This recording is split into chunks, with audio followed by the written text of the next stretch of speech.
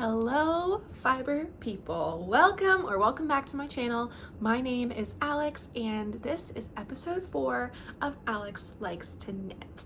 This is a little series where I talk about everything that I have been knitting, working on, what's in progress, what I finished, and just kind of share the patterns, yarns, my inspiration, and everything with you guys. I'm super excited for today because this is episode 4, and my first 3 episodes, I was planning to do a monthly podcast. So I was thinking, well, what I had done was January, February, March, at the beginning of the month, I talked about everything I sort of planned to knit for the month, everything I had knit for the past month, and it was working. However, I have been knitting so much and just loving it. I'm loving having all these projects and finishing so much, but my February and March knitting podcasts got really long and they were like almost an hour. And while I really do enjoy watching an hour-long knitting podcast, editing an hour-long knitting podcast is not something that I'm interested in. So my plan is to do every 2 weeks and try to keep these like under half hour. I mean, we'll see how that goes. But that's really it for entry. Let me just start showing you guys what I've been working on. I have one finished object that I have to go get. BRB. This is one finished object that I was working on last podcast 2 weeks ago as a whip. This is a finished Musselburgh or Musselborough hat. I'll try it on for you guys. So yeah, I really like how this came out. Bend down. So I like the shape. I wanted to do it to be a little bit slouchy, but I didn't need it to like fold up. What a lot of people will do with this pattern is knit it longer so that you can like pull it down and fold it up. I mean, yeah, that looks kind of dumb. I don't know. Some people like the like short beanie style. I could totally do that.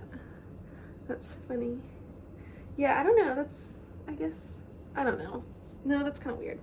Anyway. So we're going for like this. Okay, so you have like a little bit of extra room, but I don't need to fold it up. That's what I was going for because I live in Texas and it's just not that cold here. Even whenever it is cold, it's not like super, super cold. And this is a double layer hat. I didn't even mention the pattern. This is the Musselburgh. I said Musselburgh, but this is the Musselburgh hat by Isolde Teague. And so it's a double layer hat. You've probably seen this before. You knit this tube and do increases on one side, tube, decreases on the other side so that you can fold it in on itself. And then the outside and the inside of the hat are the right side of your stockinette. So it's very comfortable and soft. It's really easy to knit.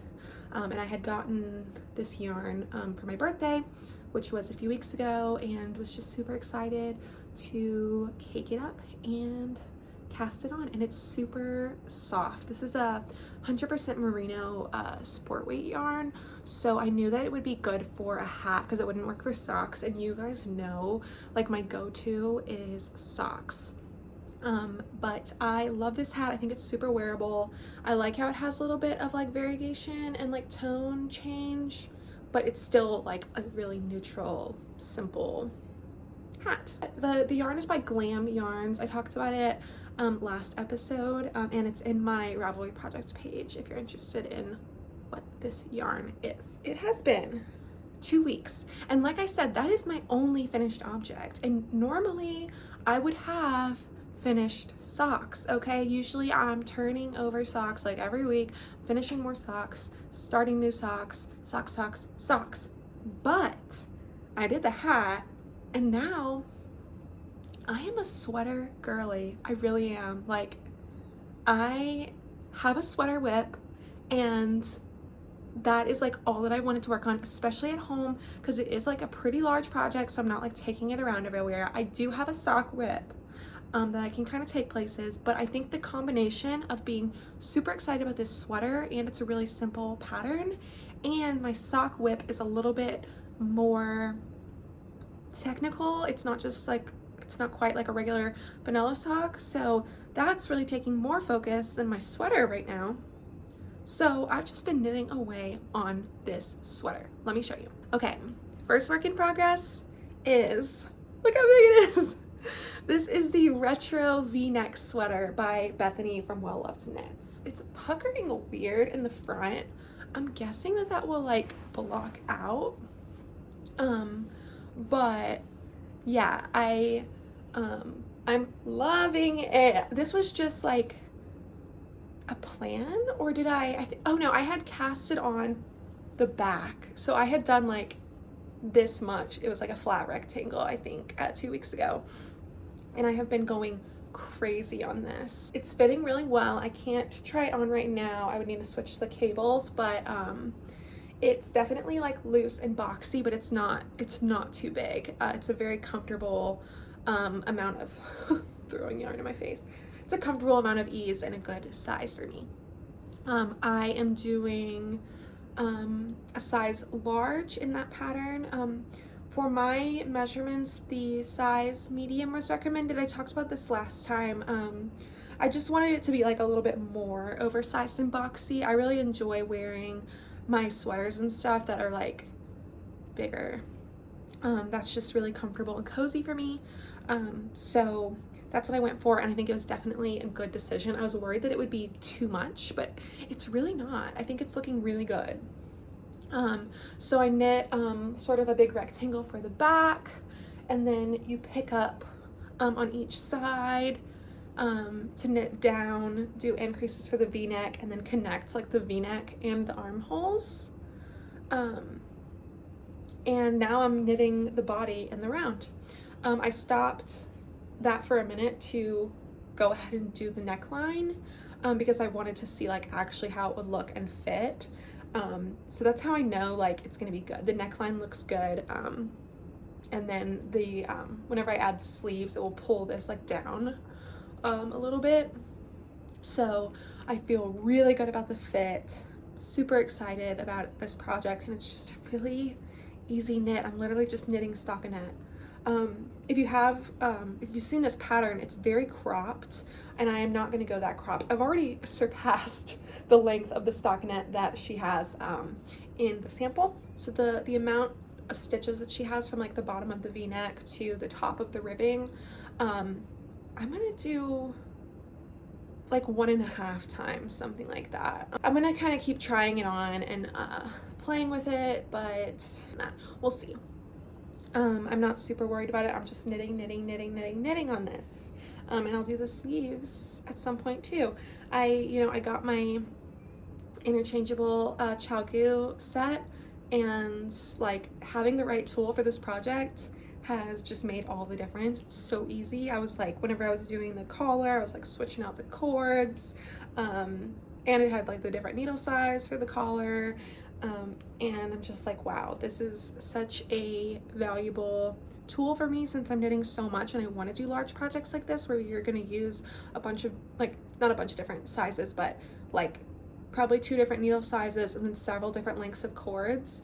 It's something that really just makes sense for me, and I'm really grateful to have that. It's pretty awesome. This is Wool of the Andes Sport. It's from Knit Picks, so it's a really affordable 100% wool yarn. It is woolly. It's not like super scratchy or anything, but I probably will wear this like over a t-shirt. That's what I'm imagining. I might not be able to wear this until fall, honestly, because here in Texas we're having a little bit of a cool weather day today. It's like 50s, 60s today, and we might have a chilly like weekend, but then like spring and summer is here and I will not be wearing wool, especially long sleeves. So this will be like a fall piece for me, but I'm still enjoying it. Like I'm still motivated to finish it and just like look at it, even though I know it's not practical for me to wear right now. So we're not going to talk about that for like too long because I already talked about it. It's coffee time, sorry guys. We already talked about it, but I'm loving the way it looks, the way it's fitting, the pattern. It's really easy. Like, it's so easy. The only thing that's a little iffy, I feel like I have a handle on it, but like, let's say you're like a pretty beginner knitter and thinking about knitting a sweater, the picking up of the stitches is a little bit sketch. Like, I think anything where you have to pick up stitches, that's like the most difficult part. For me, picking up stitches like on the side of the gusset of a sock is like the most challenging part about starting to knit socks. So I think for this sweater pattern, the most kind of confusing part so far has been picking up where I was going to put the collar. So if this is your first time knitting a sweater, especially if you have well, yeah, like especially if you have circular needles and you don't want to do a pieced sweater, because I do think like a pieced sweater would be a good like first sweater choice, but if you're wanting to work in the round, doing a seamless raglan like this one that I'm wearing, which was my first sweater, I think was a really good first sweater. But if you're not afraid to pick up stitches, follow a tutorial, that is a pretty easy sweater.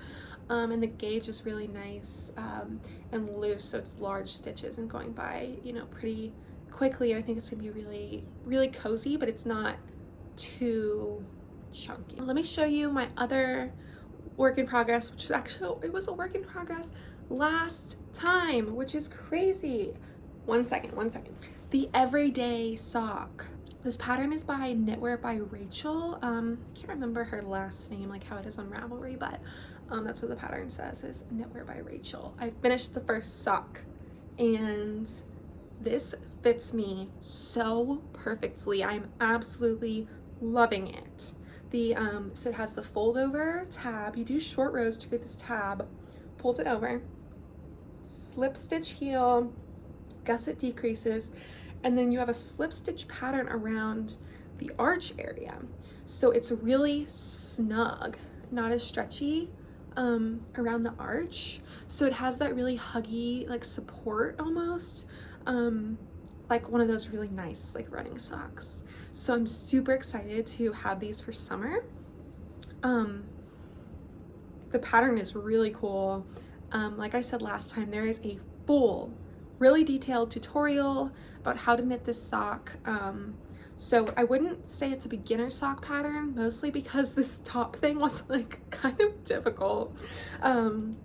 But it's really clear how to work it. So you're definitely setting yourself up for success by using that pattern, following the tutorial. So I'm working on the second sock here. So I have the tab done and I'm just working on my slip stitch heel flap. So yeah, these are going to be my socks for summer. This is a yarn from Apocalypse Fiber Co. on Etsy. It is a 75/25 superwash merino nylon. It's got a little bit of a kind of like a little bit more rustic. Like, it's not that like silky, slippery, soft kind of sock yarn. It has a little bit more like toothiness to it, which I like working with, and I like the feel of it, and I think that that kind of yarn tends to hold up better. I don't know how this yarn holds up because obviously I haven't worn or washed these yet, but I'm looking forward to seeing how that goes, because this is a really beautiful hand-dyed yarn, but it has that feel of a more commercial sock yarn that I actually really like. Like, if you know me, you know I like that cheap stuff. Like, it's pretty good, and it's really easy to care for, and it keeps its shape really well, stuff like that. I will keep you guys updated on the wear and stuff of these, because I'm planning to wear them a lot this summer once I finish them. That's about it for this sock, the everyday sock. Let me show you another socky thing. Socky? Yes, well, it's another sock. So you might remember this. Whenever I knit the Blooming Lavender Socks by Charlotte Stone, This pattern, isn't this beautiful? It's from the Charming Colorwork Socks book by Charlotte Stone. So the pattern is in the book. I got that book for Christmas. I'm really into colorwork socks. So I was super excited to get that and start working up some of the patterns. But I hit a little bit of a roadblock because my socks, I had two. The colorwork motif up here, this one was a lot looser than the other one. So they looked different, and the tighter one was actually really difficult to get onto my foot. And I was planning to gift these socks to someone with the same size foot as me. And I don't want to give someone socks that are really difficult to get on and that are different from each other. So if you watched that video, you know I had this plan to cut off the top and unravel down to the bottom of the colorwork. But the issue is I knitted these top down, but I thought I can still unravel this way because the knit fabric, it's, you know, it's the same.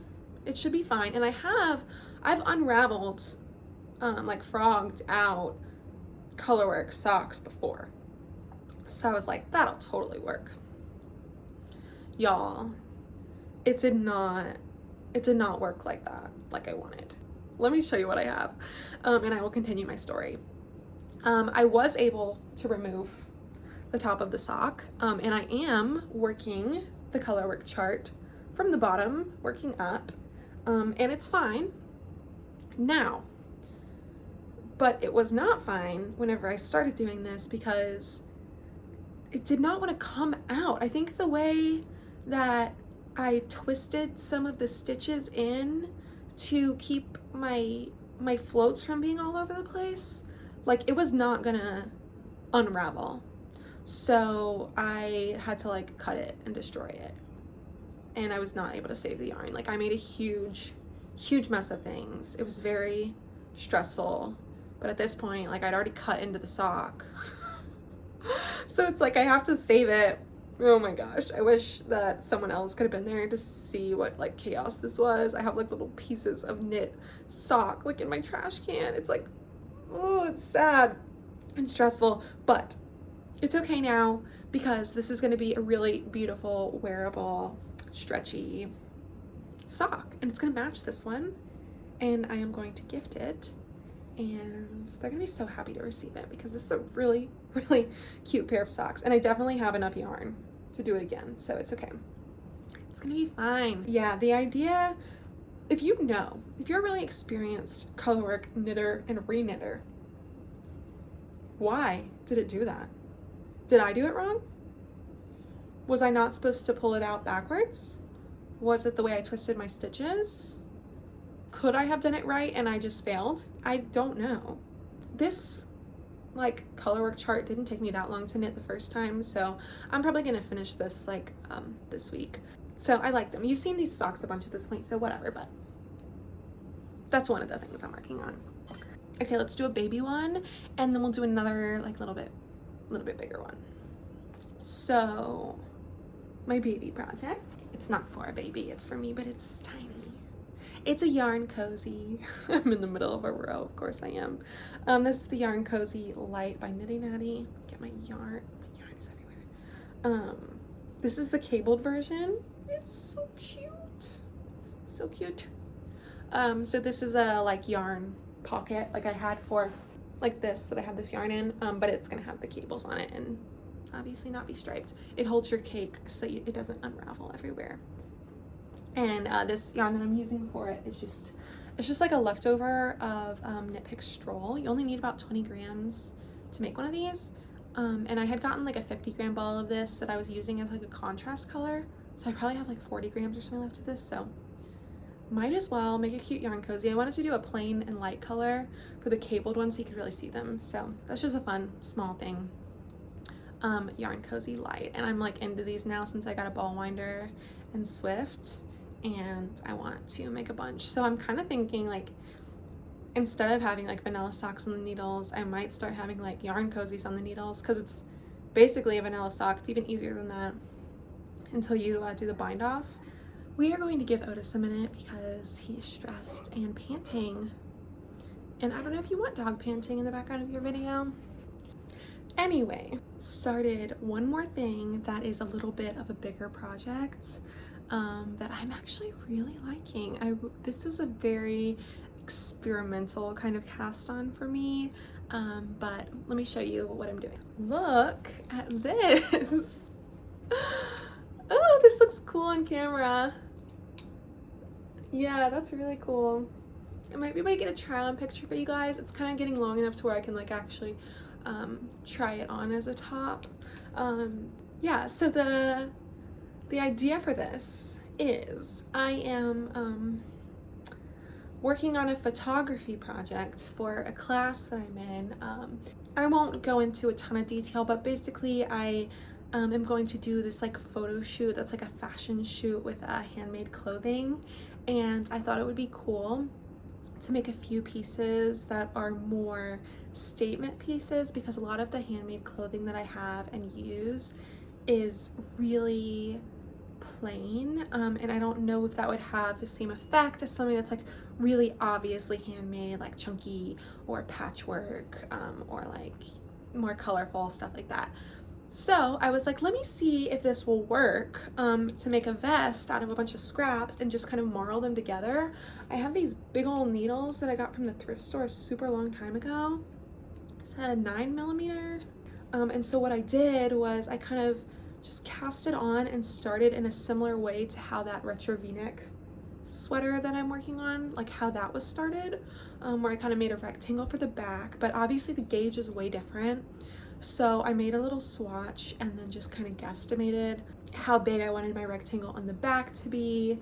And then I picked up on the sides and started knitting forward, but instead of making a full like V, I kind of went in a little bit and then connected them to make more of a scoop. I was envisioning this as a vest, but it's so long up here that I think it will be better with sleeves. So I'm gonna put sleeves on it, maybe short sleeves for the sake of time, or maybe even like temporary short sleeves for my photo shoot, and then I could like change them out for a longer sleeve, because I think this would be really cool as like a long flowy sleeved top, and do a rib at the bottom. I'm really not sure. I'm gonna have to play with it, but this has been really fun, and of course it's going super quickly because the needles are so big. I like it. I like the color. It's getting very stripy, you know, at the bottom. There's some areas where I did, so like with my marl technique here, I just kind of grabbed all of my scrap yarn that is in this kind of color family of like the greens and browns, blues and grays, and I'm just picking up like one of the heavier ones and one of the lighter ones. My dog wants to go out. 1 second. I was just picking up like one of the heavier yarns and one of the lighter ones and holding them together, and then just switching whenever I felt like switching the color. And there are some areas where I was using 3 of the lighter strands. So by lighter, I mean like mostly like fingering in sport DK type of area. I think the areas where I was using 3 yarns are better, because the heavier yarns, like you just really see the color of it. So here where it goes from like navy to light green to dark green, I think that's fine. I don't mind it. I think I'm just, up here you have like brown, light green, dark green, but I think this area, yeah, so this area has 3 strands. And I think that if I was doing 3 thinner strands for the whole thing and switching out one at a time, it would be more of a faded kind of look, which I think would be cool for the next one, but I don't think it's a big deal. I don't dislike it or anything. This is the back. You can see that kind of striping on the back too, and that really nice middle part. Exactly sure like what this final piece is going to be like. I'm just kind of working on it, and it'll probably be done pretty soon because I'm going to be working on my photo shoot really soon. But I just wanted to show that because it's just a cool kind of experimental knitting project. Hopefully it'll be like kind of wearable for me and I can wear it some this summer.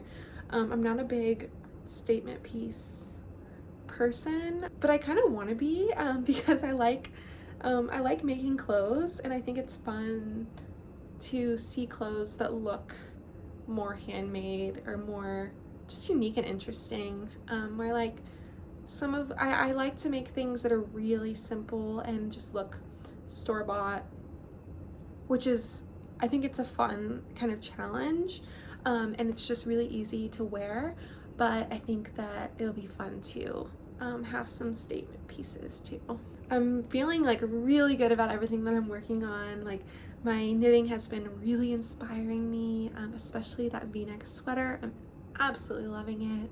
Even though, you know, the weather is warming up and stuff, I still feel inspired to knit. I'm kind of thinking about what I might be doing for warmer weather projects, but honestly, I think it's mostly just gonna be shorty socks, and it might be cool to do a tank top, but I am not that interested in like buying new yarn, so I'll probably just continue doing like wintry things. Like, I have some yarn that I've gotten that I think I want to do some hats or socks with. These are all really neutral, and I like the idea kind of all of these like for hats, even if they end up like being gifted to someone, because I don't need this many neutral hats. I just made a neutral hat. I don't really know.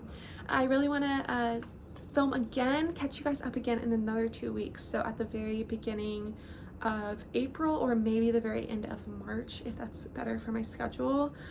But yeah, thank you guys so much for watching. This has been really cool. I'm loving sharing my knits on here, and if you have any like questions, comments, like leave me a comment for sure. Thank you so much for watching. You guys have an awesome day and happy knitting.